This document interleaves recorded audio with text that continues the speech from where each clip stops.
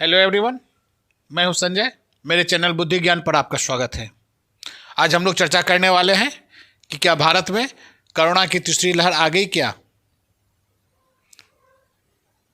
दोस्तों, अभी भारत में हर जगह यही चर्चा चल रही है कि भारत में कोरोना की तीसरी लहर दस्तक दे चुकी है। हमें तो पता ही नहीं चला कि ये कोरोना की तीसरी लहर कब दस्तक दे दी। वैज्ञानिकों के अनुसार भारत के विभिन्न राज्यों में आर वैल्यू का एक से ज़्यादा बढ़ जाना यह साबित करता है कि भारत में कोरोना की तीसरी लहर दस्तक दे चुकी है। आइए, ये आर वैल्यू क्या है, इसके संबंध में आज हम विस्तृत चर्चा करते हैं आपसे। अगर ऐसा है तो आप एवं हम सबों को यह जानना बहुत जरूरी हो जाता है कि आर वैल्यू होती क्या है।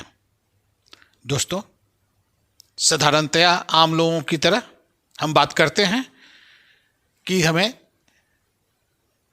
न्यूज़ के द्वारा सूचना मिलना शुरू हो जाता है कि संक्रमण बढ़ रहा है, संक्रमितों की संख्या दिनों दिन बढ़ना प्रारंभ हो जाती है। उन संक्रमितों में से उनकी मृत्यु दर भी बढ़ना प्रारंभ हो जाती है। राज्य सरकार एहतियातन कुछ कड़ी कदम उठाना प्रारंभ कर देते हैं, जैसे कि कल बिहार सरकार ने एक समाचार के द्वारा हम सबों को बताया है कि 6 जनवरी 2022 से रात्रि कर्फ्यू लगाया जाता है। रात के 10 बजे से सुबह के 5 बजे तक 1 से 8 तक के सभी स्कूलों को बंद कर दी गई है। 9वीं से लेकर 12वीं तक की कक्षाओं को 50% उपस्थिति के साथ खोलने की इजाज़त दी गई है। कोचिंग आदि संस्थानों में भी इसी तरह से 50% स्टूडेंट के साथ कोचिंग चलाने की इजाज़त दी गई है। जिम, मॉल, जू, मंदिरों को, गिरजाघरों को इत्यादि जगहों को बंद कर दी गई है सरकार के द्वारा। अगर इस तरह की सूचना मिलना प्रारंभ हो जाता है तो क्या हम मान लेते हैं कि तीसरी लहर आ गई है? इन सभी तथ्यों के आधार पर हम कभी यह साबित नहीं कर सकते हैं कि भारत में तीसरी लहर कोरोना की आ गई। यानी वैज्ञानिक भाषा में कहें तो कितनी कैजुअलिटी हुई यह तीसरी लहर का निर्णय नहीं करता है।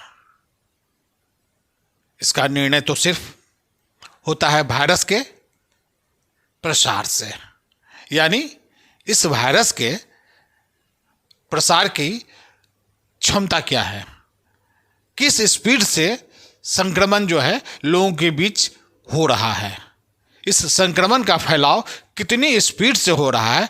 इस आधार पर हम कह सकते हैं कि भारत में कोरोना की तीसरी लहर आ चुकी है।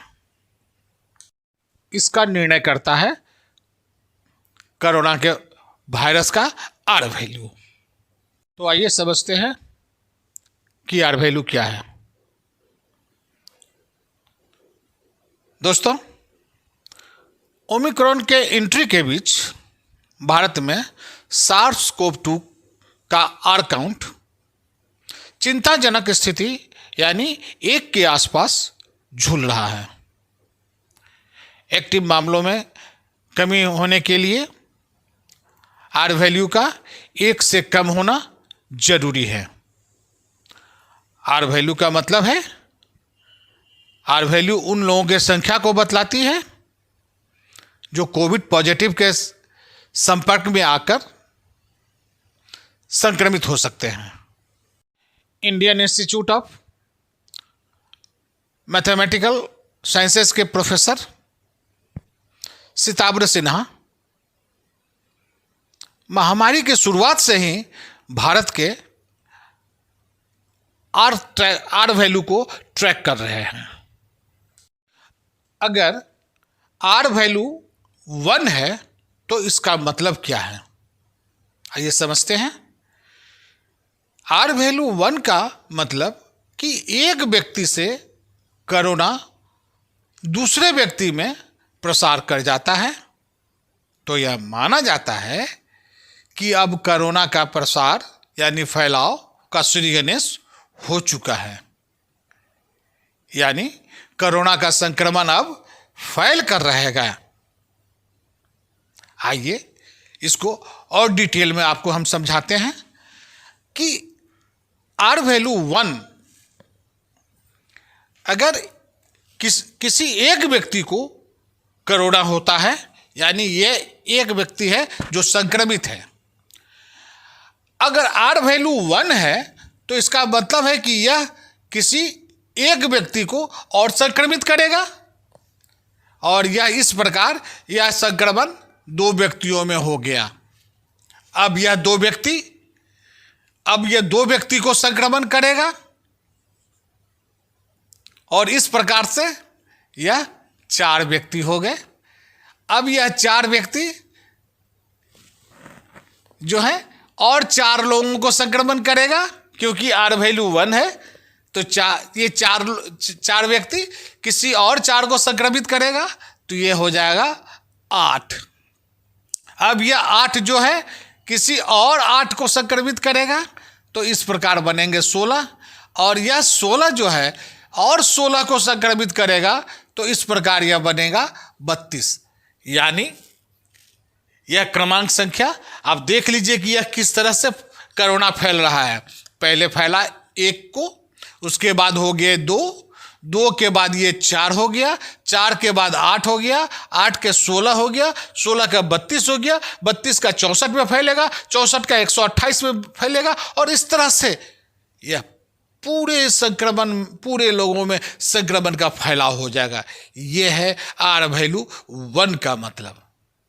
इसलिए वैज्ञानिक यह मानते हैं कि आर का वैल्यू अगर 1 हो गई या उससे आगे बढ़ गया तो यह चिंता के विषय शुरू हो गया। कोरोना को लेकर भारत के कुछ शहरों में आर वैल्यू 1 को पार कर चुके हैं। यहाँ तक कि बम्बई और दिल्ली जैसे महानगरों में तो आर वैल्यू 2 को पार कर चुके हैं। आने वाले समय में कोरोना का पीक भी आने वाली है। इसको देखते हुए विभिन्न राज्य सरकारों द्वारा एहतियातन इस पर एक्शन लेना शुरू कर दिया है। अभी इसके गंभीरता का अंदाजा आपको नहीं लग पा रहा है। इसका कारण यह है कि इसका फैलाव तो ज़्यादा है, लेकिन लोगों के ऊपर इसके इफेक्ट का अभी पता नहीं चल पा रहा है। इसका मतलब यह है कि इस संक्रमण का प्रभाव कितना पड़ रहा है, इसका परिणाम अभी हमें नहीं मिल पा रहे हैं।